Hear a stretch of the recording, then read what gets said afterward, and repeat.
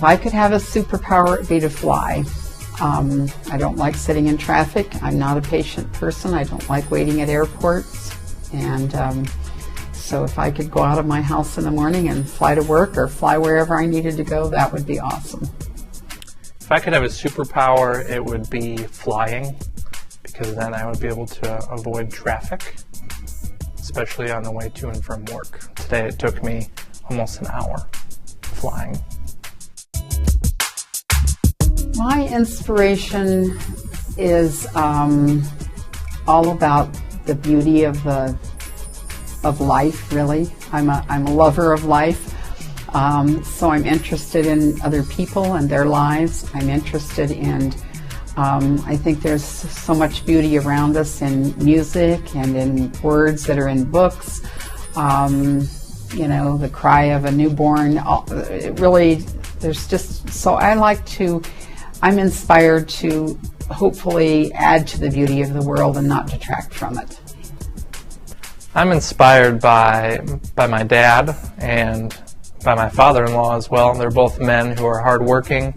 They sacrifice for their families and for other people. And they put their family and other people first. So that inspires me, and I hope to be a dad like them.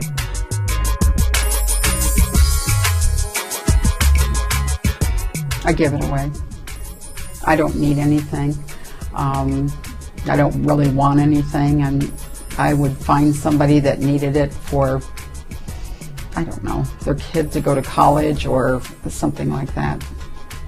$10,000. We'll go on a vacation with my wife, and then I would give part of it to my church, and the rest I would put in savings and my 9-month-old son's college fund. Got to start now.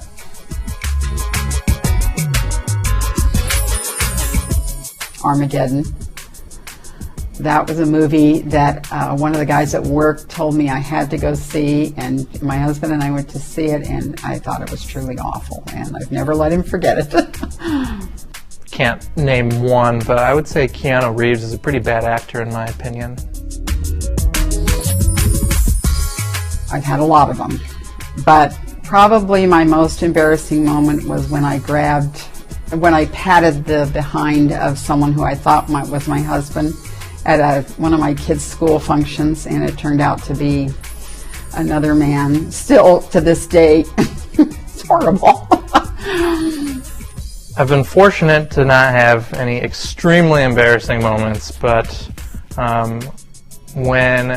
before I started dating my wife, I was, again, being all indecisive. Do I want to date her? Do I not? And I sent my friend a text message kind of voicing that, like saying I just don't know what to do. However, I didn't send that text message to my friend. I sent it to my now wife. So that was extremely awkward. I had that sinking feeling. Obviously it worked out though. We've been married for almost 3 years now, so I made the right decision.